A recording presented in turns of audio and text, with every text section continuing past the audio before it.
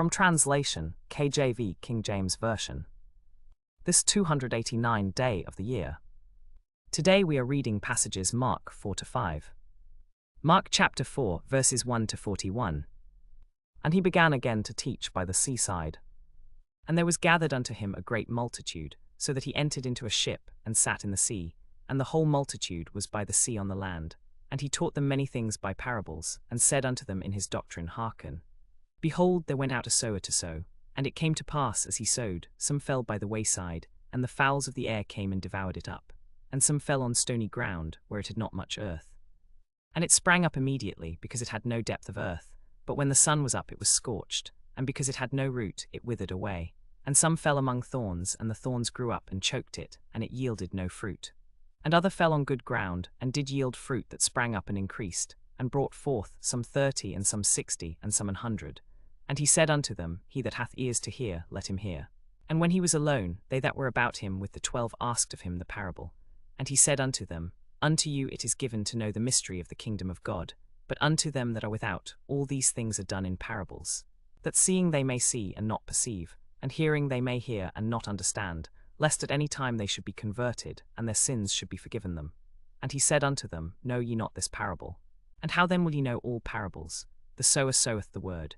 And these are they by the wayside, where the word is sown. But when they have heard, Satan cometh immediately, and taketh away the word that was sown in their hearts.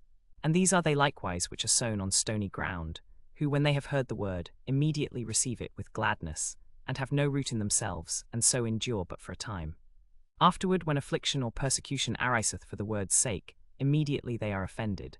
And these are they which are sown among thorns, such as hear the word, and the cares of this world, and the deceitfulness of riches, and the lusts of other things entering in, choke the word, and it becomes unfruitful. And these are they which are sown on good ground, such as hear the word and receive it, and bring forth fruit, some 30-fold, some 60, and some 100. And he said unto them, Is a candle brought to be put under a bushel, or under a bed? And not to be set on a candlestick? For there is nothing hid which shall not be manifested, neither was anything kept secret, but that it should come abroad. If any man have ears to hear, let him hear. And he said unto them, Take heed what ye hear. With what measure ye mete, it shall be measured to you, and unto you that hear shall more be given. For he that hath, to him shall be given. And he that hath not, from him shall be taken even that which he hath. And he said, So is the kingdom of God, as if a man should cast seed into the ground, and should sleep and rise night and day, and the seed should spring and grow up, he knoweth not how. For the earth bringeth forth fruit of herself, first the blade, then the ear, after that the full corn in the ear. But when the fruit is brought forth, immediately he putteth in the sickle, because the harvest is come. And he said, Whereunto shall we liken the kingdom of God? Or with what comparison shall we compare it? It is like a grain of mustard seed, which, when it is sown in the earth, is less than all the seeds that be in the earth. But when it is sown, it groweth up, and becometh greater than all herbs, and shooteth out great branches, so that the fowls of the air may lodge under the shadow of it. And with many such parables spake he the word unto them, as they were able to hear it. But without a parable spake he not unto them. And when they were alone, he expounded all things to his disciples. And the same day, when the evening was come, he saith unto them, Let us pass over unto the other side. And when they had sent away the multitude, they took him even as he was in the ship. And there were also with him other little ships. And there arose a great storm of wind, and the waves beat into the ship, so that it was now full. And he was in the hinder part of the ship, asleep on a pillow. And they awake him, and say unto him, Master, carest thou not that we perish? And he arose, and rebuked the wind, and said unto the sea, Peace, be still. And the wind ceased, and there was a great calm. And he said unto them, Why are ye so fearful? How is it that ye have no faith? And they feared exceedingly, and said one to another, What manner of man is this, that even the wind and the sea obey him? Mark chapter 5, verses 1-43. And they came over unto the other side of the sea, into the country of the Gadarenes. And when he was come out of the ship, immediately there met him out of the tombs a man with an unclean spirit, who had his dwelling among the tombs. And no man could bind him, no, not with chains, because that he had been often bound with fetters and chains, and the chains had been plucked asunder by him, and the fetters broken in pieces, neither could any man tame him. And always night and day he was in the mountains and in the tombs, crying and cutting himself with stones.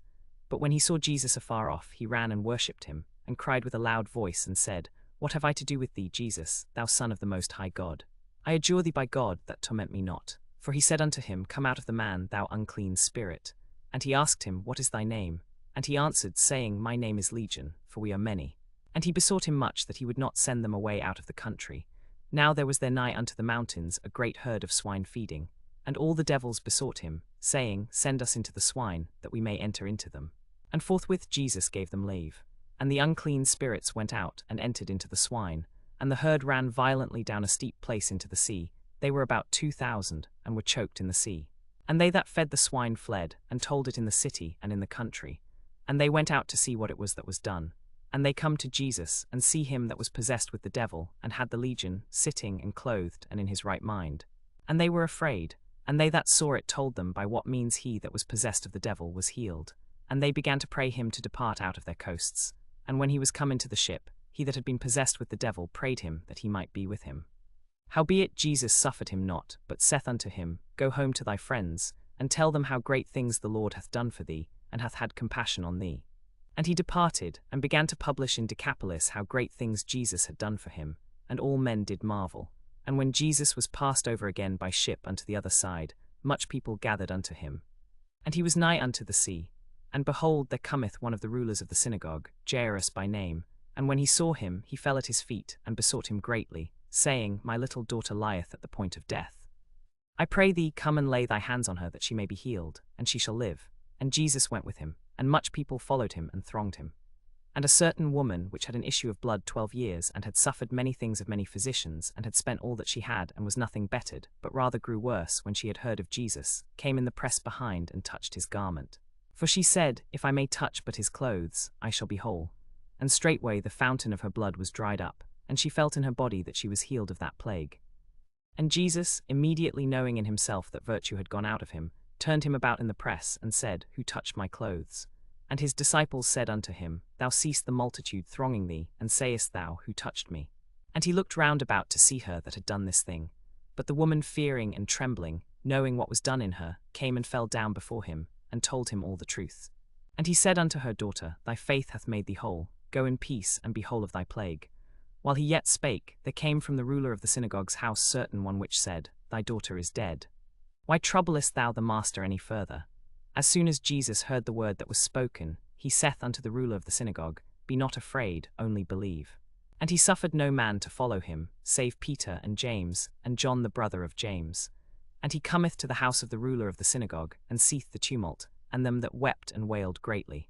And when he was come in, he saith unto them, Why make ye this ado, and weep? The damsel is not dead, but sleepeth. And they laughed him to scorn. But when he had put them all out, he taketh the father and the mother of the damsel, and them that were with him, and entereth in where the damsel was lying. And he took the damsel by the hand, and said unto her, Talitha cumi, which is, being interpreted, Damsel, I say unto thee, arise. And straightway the damsel arose and walked, for she was of the age of 12 years. And they were astonished with a great astonishment.